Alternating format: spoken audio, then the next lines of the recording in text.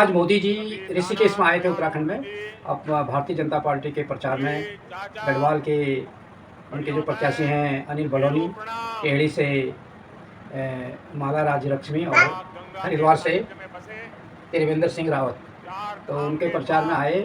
काफ़ी भीड़ थी, परंतु दुख की बात यह है कि मोदी जी ने उत्तराखंड में प्रचार किया, परंतु उत्तराखंड के जो ज्वलंत मुद्दे थे उसमें किसी पर चर्चा नहीं हुई।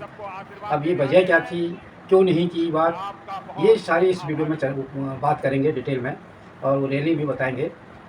मैं नंदन सिंह बिष्ट, आप देख रहे हैं ईमेल दस्तावेज। अगर आप इस वीडियो को यूट्यूब चैनल पर देख रहे हैं तो चैनल को सब्सक्राइब करें और बेल का आइकन भी दबाएं। अगर आप इसको फेसबुक पेज पर देख रहे हैं तो पेज को लाइक करें। जनता की आवाज और जन भावनाओं की निष्पक्ष समीक्षा। आर्टिकल 370 खत्म करने का साहस किया, 3 तलाक के खिलाफ कानून बनाया, महिलाओं को लोकसभा विधानसभा में आरक्षण दिया, सामान्य वर्ग के गरीबों को भी 10% आरक्षण दिया, वन रैंक वन पेंशन लागू करके पूर्व सैनिकों को 1 लाख करोड़ रुपए से ज्यादा उनके बैंक खाते में पहुंचा दिए हैं।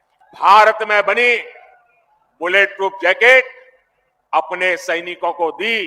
देखिए, उत्तराखंड वालों के लिए मैं आपका खुद का घर का हूं। मैं यहां बैठे बैठे सब पुराने चेहरे देख रहा था, दूर से मुंडी हिलाकर के उनको नमस्ते कर रहा था। आप लोगों से मेरा इतना निकट नाता रहा है दोस्तों, ये मेरा सौभाग्य है और मैं कभी भी उत्तराखंड के प्यार को जीवन में भूल नहीं सकता हूं। आज देखिए, पूरी सीमा पर आधुनिक सड़कें बन रही हैं, आधुनिक सुरंगें बन रही हैं।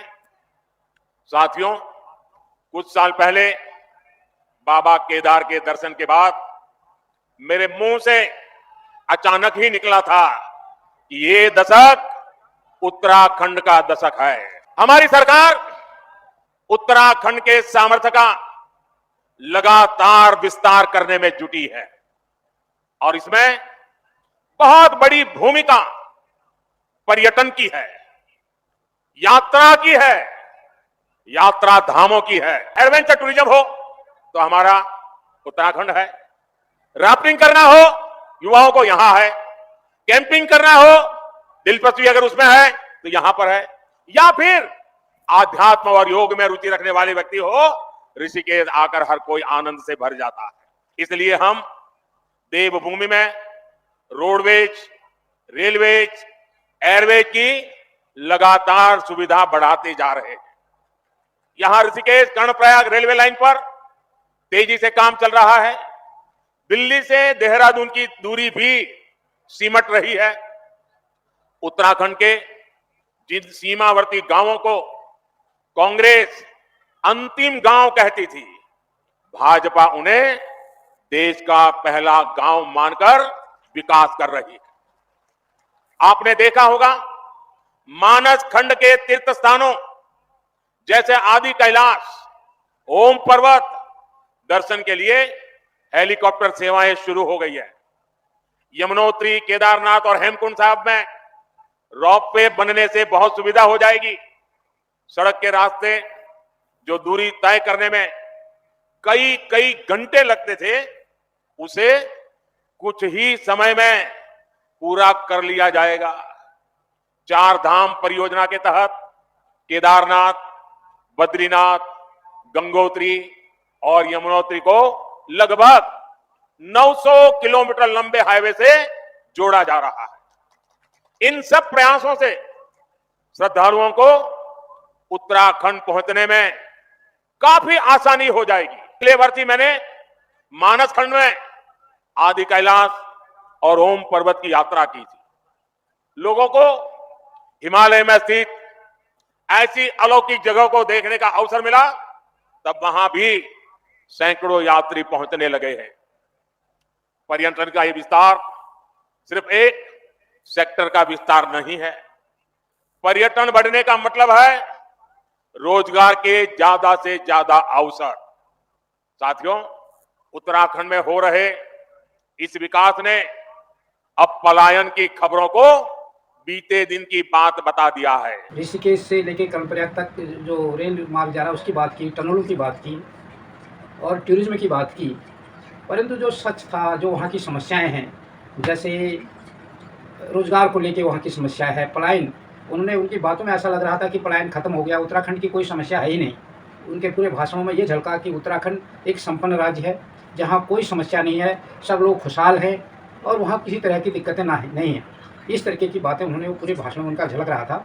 और वो झलकेगा भी क्यों नहीं, क्योंकि पिछले 2 चुनाव में लगातार पूरी की पूरी सीटें भारतीय जनता पार्टी वहाँ से जीत के आ रही है। मेरी जिंदगी के महत्वपूर्ण कालखंड मैंने देवभूमि में बिताया है।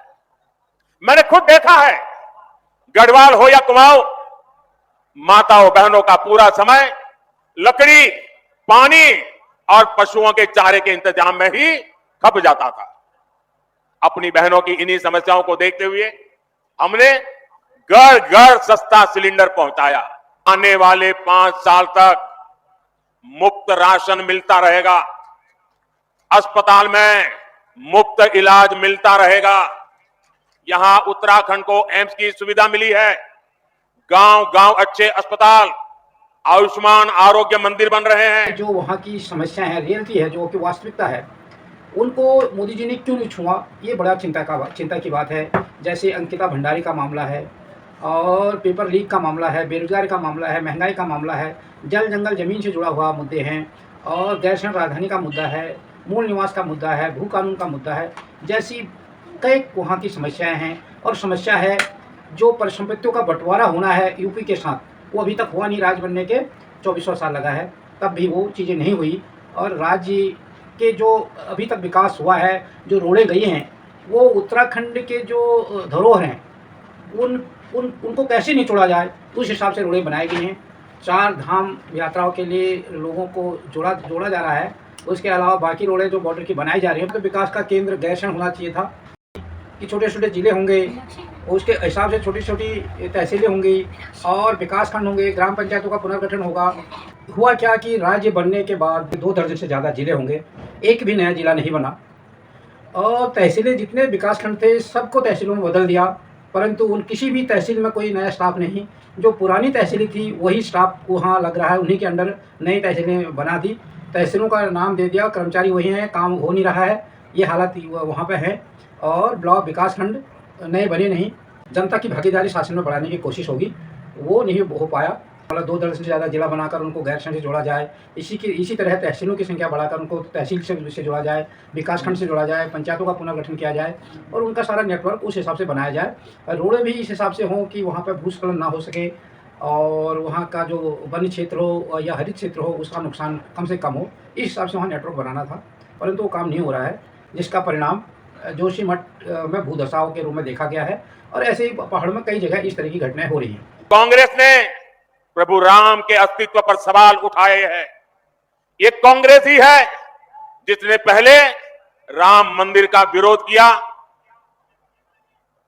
जितने अड़ंगे डाल सकते थे डाले, अदालत में भी रुकावटें करने की कोशिश की, लेकिन राम मंदिर बनाने वालों ने कांग्रेस के सारे गुनाह माफ करके उनके घर जाकर के उनको निमंत्रण दिया। लेकिन इनका दिमाग कैसा है पता नहीं, घर जाकर के निमंत्रण दिया गया था, प्रभु राम के प्राण प्रतिष्ठा का अवसर था, उन्होंने उसका भी बहिष्कार कर दिया। और अब तो कांग्रेस ने प्रण लिया है, सार्वजनिक रूप से घोषणा की है कि हिंदू धर्म में जो शक्ति है उसका विनाश करेंगे।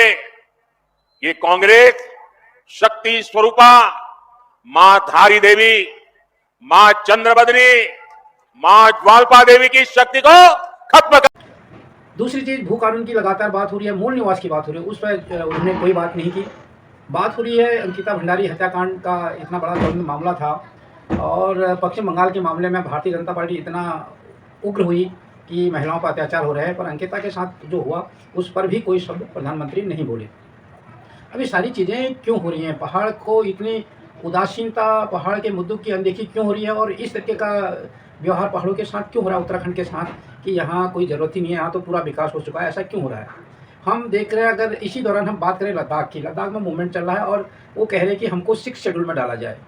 और साथ ही जो प्रधानमंत्री जी ने आज अपने भाषण में भी बात की थी, दक्षिण भारत में भारतीय जनता पार्टी बहुत कमज़ोर है। तो इन दोनों चीज़ों को साथ अगर हम उत्तराखंड की कल्पना करें तो वहाँ की दक्षिण भारत के उनको मछुआरों की चिंता है। हर भाषण में कहते हैं कि वहाँ के मछुआरों को श्रीलंका वाले पकड़ के ले जाते हैं और बंदी बना देते हैं और उनकी समस्या है, और उत्तराखंड की समस्या के बारे में कहीं बात नहीं हुई।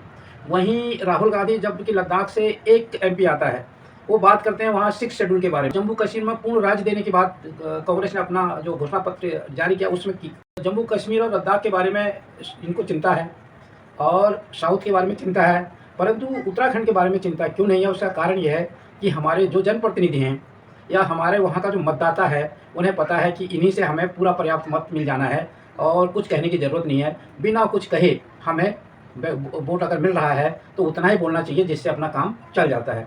तो अगर हम अपने मुद्दों के प्रति जागरूक नहीं होंगे तो हमारे साथ इसी तरह का व्यवहार होगा।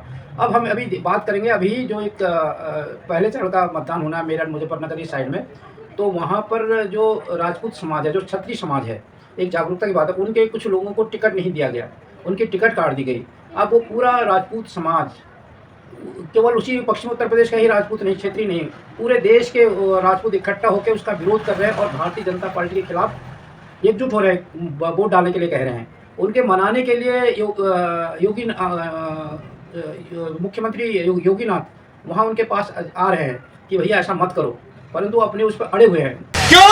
क्योंकि वो स्वाभिमानी लोग थे। और आज लोग क्या कह रहे हैं कि हम राष्ट्रवादी हैं, वो राष्ट्रवादी पार्टी है, हमने राष्ट्रवाद के नाम पर वोट दिया, लेकिन वही पार्टी आज जातिवादी होगी। आज वो हमारे महापुरुषों को गाड़ी देने वाले सांसदों को दोबारा टिकट देने वाली पार्टी होगी। मेरे आदरणीय बुजुर्गों और साथियों, हो सके कि मैं आपको समझाने में नाकामयाब रहूं, लेकिन अपनी अंतर आत्मा पे हाथ रख के एक सवाल अपनी आत्मा से जरूर पूछें। अब तक भाजपा को वोट देते चले हैं। कितने लोग कहते हैं यहाँ मौजूद अरे भाजपा वालों ने हमारे कुछ समझ ही नहीं रहे, किसी बड़े को नहीं समझ रहे, किसी पुरखों को नहीं समझ रहे, किसी मसले को नहीं समझ रहे। ये मोदी जी हमारे साथ, ये उसे भी नहीं बनाना चाह रहे। जब पंचायत खत्म की कसम है आप लोगों को, बोलिए रघुकुल रीत सदा चली आई, प्राण गए पर वचन न जाई। जय हिंद, जय भारत। जब जागरूकता होगी, एकता होगी, ना कोई तुम्हारा हक मान पाएगा, तुमको सही ढंग से प्रतिनिधित्व देगा और तुम्हारी बातों को भी सुनेगा। नहीं तो इसी तरीके का होगा कि तुम्हारे पास आके लंबी चौड़ी बातें हो जाएंगी, तुम्हारे हित की कोई बात नहीं होगी, तुम्हारी समस्याओं की अनदेखी की जाएगी और वोट लेके इनके ये फलते फूलते रहेंगे। इसलिए इस बार सबको सोचना होगा, आखिर हमारे मुद्दों पर बातें क्यों नहीं हो रही? क्यों नहीं हो रही अंकिता भंडारी की हत्या के बारे में बात? क्यों नहीं हो रही भू कानून के बारे में बात? क्यों नहीं हो रही है मूल निवास के बारे में बात? क्यों नहीं हो रही है जो पेपर लीक हुए उन चीज़ों की बात, उसकी सीबीआई जांच की बात? और क्यों नहीं हो रही है जो वहाँ पर अभी तक हमारे जो उत्तर प्रदेश के पास हमारी परिसंपत्तियाँ हैं उनके बंटवारे की बात क्यों नहीं हो रही है राज्य बनने के 24 साल के बाद भी? तो इन सारी चीज़ों को हमारा प्रदेश से पलायन लगातार बढ़ रहा है, हमारे गाँव खाली हो गए हैं और जंगली जानवरों की समस्या लगातार बढ़ रही है, जंगलों में लगातार आग लग रही है। तो इन सारी चीज़ों के ऊपर कब बात होगी और कौन बात करेगा? अगर चुनाव में बात नहीं होगी तो फिर भी आगे कौन करेगा? ये सबको समझना पड़ेगा। और आपकी इसमें क्या राय है, अपनी टिप्पणी में जरूर लिखें। अगर आपको हमारी वीडियो पसंद आई हो तो इसे लाइक करें और ज्यादा से ज्यादा शेयर करें ताकि बाकी लोगों तक भी ये जानकारी पहुंच सके। हमारे चैनल को सब्सक्राइब करना बिल्कुल ना भूलें और हमारी वीडियोस को सबसे पहले देखने के लिए बेल आइकन को भी जरूर प्रेस करें।